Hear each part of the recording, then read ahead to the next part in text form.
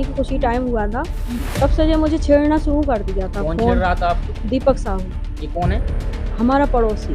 हमारी लड़की को जबरदस्ती कुछ बका इसने कि हम तुझे उठा ले जाऊंगा या ऐसा कुछ हमने सुन नहीं पाया। लड़की हमारे बगल में थी, उसने सुन लिया तो वो इसके पीछे भागी, कैसे उठाएगा। तो इसने हमारी लड़की का सूट भी फाड़ दिया। और ये गुंडा प्रवृत्ति का इंसान है, इसके पास उल्टे सीधे लोगों का आना जाना है, तो ये छेड़ रहा था। तब हमारे सास ससुर भी थे, हमारी जॉइंट फैमिली भी थी। हमारा घर से निकलना बंद कर दिया। घर से हम निकले तो तरह तरह की सारी करना, गंदे गाने गाना। यहाँ तक कि हमारे दरवाजे के सामने कैमरे भी लगे हैं तो वहाँ पे भी गंदे गाने गाता है। कैमरे की रेंज में खड़े होने के बावजूद भी गंदे गाने गाता है। थाने में हमने कई बार हम पर वीडियो हैं, सुनवाई होती है और नहीं भी होती है तो पुलिस डांट जाती है, 504 506 में कर देती है, यहीं से इसका वो कर देती है, 151 करके छोड़ देती है। मेरा भी ब्लाउज पकड़ा इसने तो मेरी चेन चली गई, मेरे कान का मेरे एक कड़ा चला गया है और मेरे पति की जेब से पैसे निकाल लिए। हम लोगों को बहुत मारा है, हमारे जो पट्टी बंधी है इसमें 6 टांके आए हैं सिर में। नमस्ते, मेरा नाम है धर्मेंद्र, आप देख रहे हैं दानिश तंत्र। हमारे साथ आप जिस महिला को बैठे देख रहे हैं, इनका नाम आज्ञा साहू है और आप सर पे जो चोटें जिस हिसाब से आई हैं आपको वो भी दिख ही रही होंगी। इनका कल अपने पड़ोसी से विवाद हुआ, किन कारणों की वजह से वो विवाद हुआ, कैसे वो लड़ाई शुरू हुई, जब ऑफ कैमरा इनसे चर्चा हुई तो काफी बातें बताई और साथ में बताया कि जिसने इनके साथ मारपीट की है वो एक क्रिमिनल प्रवृत्ति का व्यक्ति है और कई उन पे केस दर्ज हैं, लेकिन अभी तक उस पर कभी कार्रवाई नहीं हुई है, ऐसा आज्ञा का कहना है। हम इस पूरे मुद्दे पे हम चर्चा करेंगे कि क्या कारण रहे वो लड़ाई के, वो क्यों ये लड़ाई होती रही है। तो ये बताएं आज्ञा पहले कि शुरुआत कब से हुई, कि पहली बार लड़ाई हुई कब थी? सर हमारी शादी को कुछ ही टाइम पहले मतलब शादी को कुछ ही टाइम हुआ था, तब से ये मुझे छेड़ना शुरू कर दिया था। कौन छेड़ रहा था आपको? दीपक साहू। ये कौन है?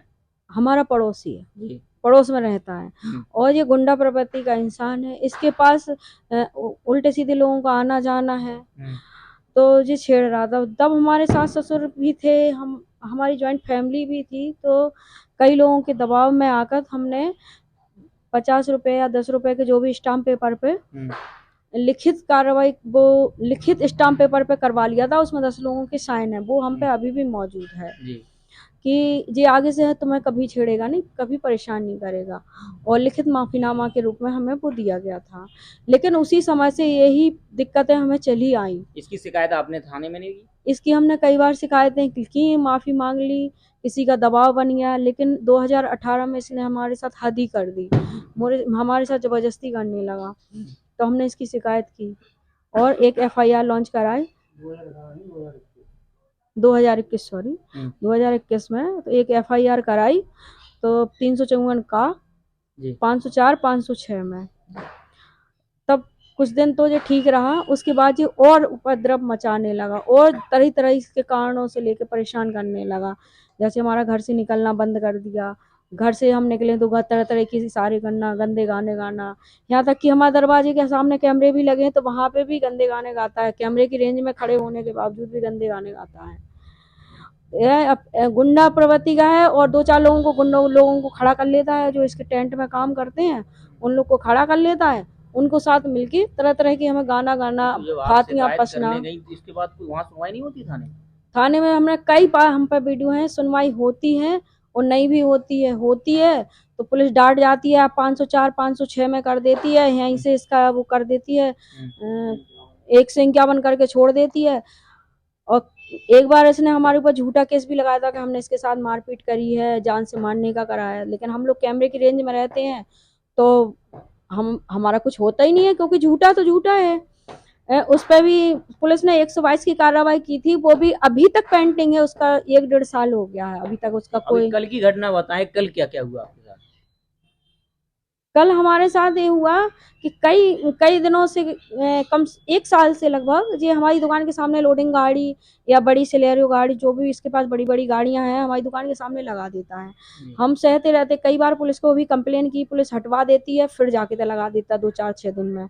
इसने हमारी दुकान को कल त्योहार धनतेरस के दिन भी आधी दुकान दबा के रखी थी कि हमारे कस्टमर अंदर ना आ पाए, हम मानसिक तौर से परेशान रहे। हमें मानसिक तौर से तो ये हरदम परेशान करता है, हमें हमारे पति, हम लोग टेंशन में रहें। तो हमारी दुकान आधी दबी हुई थी, थोड़ा सा स्पेस था, और जी आया और इसने एक्टिवा गाड़ी लगा दी। पड़ोसी आया, उसने अपाचे गाड़ी लगा दी, मेरी दुकान को पूरा बंद रखा पूरे टाइम तक। फिर भी हम लोगों ने कुछ भी नहीं बोला कि बोलना नहीं है, जो भगवान को देना होगा तो देगा। लेकिन रात को हमारी दुकान बंद हुई, शटर बंद हुई, तो हम लोग इसके डर से बाहर नहीं निकलते, अंदर चले जाते। लेकिन कल धनतेरस का दिन था, तो हम लोगों ने सोचा कुछ शॉपिंग करना है। हमारे पति बाहर खड़े थे दूर हमसे, हम इसके बगल से निकले अपने घर से, क्योंकि थोड़ा सा स्पेस था। इसने पहले से आके इसने देख लिया कि ये लोग कहीं जाने वाले हैं, तो इसने कान में फ़ोन लगाया और गंदी गंदी गालियाँ और तरह तरह के इशारे करना शुरू कर दिए।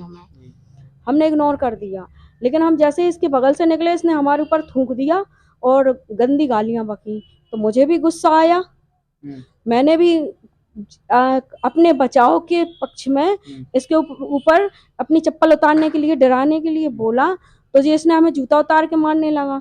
फिर जी हमें, हमारी लड़की को जबरदस्ती कुछ बका इसने कि हम तुझे उठा ले जाऊंगा या कुछ ऐसा कुछ हमने सुन नहीं पाया। लड़की हमारे बगल में थी, उसने सुन लिया, तो वो इसके पीछे भागी, कैसे उठाएगा कैसे उठाएगा। तो इसने हमारी लड़की का सूट भी फाड़ दिया है पूरा, जो पूरा यहाँ से वहां तक का सूट फाड़ा है इसने, कि सारे रोड पे इज्जतहीन का ही एक वो शब्द था।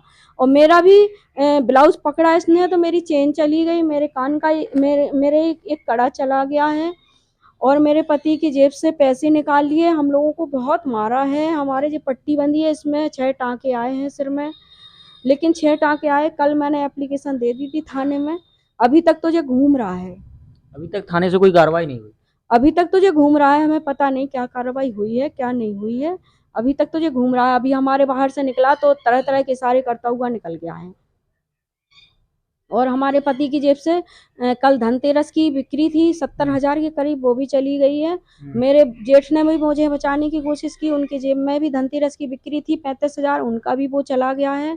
और हमारे पति को मारा, जेठ को मारा, हमारी लड़की के कपड़े फाड़ दिए, मेरे भी कपड़े फाड़ दिए, और मेरा कड़ा चला गया है।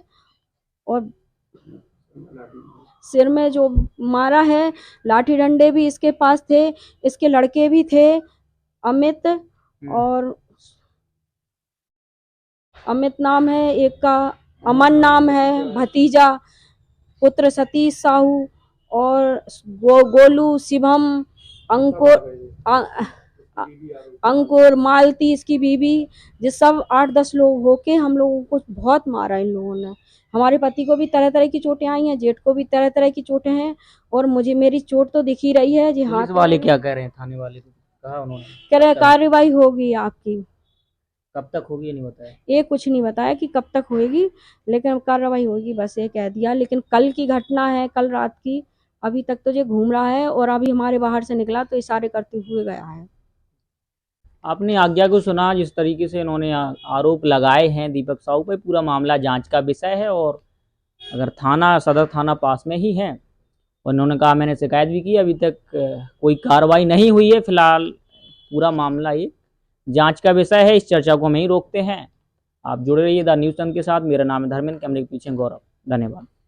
द न्यूज़ तंत्र बुंदेलखंड का उभरता हुआ एक ऐसा चैनल है जो बेबाक और निष्पक्ष तरीके से जनता की समस्याओं को उठाता है। आप अपनी समस्याओं को दिए हुए व्हाट्सएप नंबर पर भेज सकते हैं। साथ ही आप अपने किसी स्टार्टअप या अपने बिजनेस का प्रमोशन हमारे चैनल के जरिए करा सकते हैं। खबरों को देखने के लिए फेसबुक या यूट्यूब पर द न्यूज़ तंत्र टाइप करके सर्च करें और खबरों से जुड़ जाएं। वीडियो पूरा देखने के लिए आप सभी का धन्यवाद।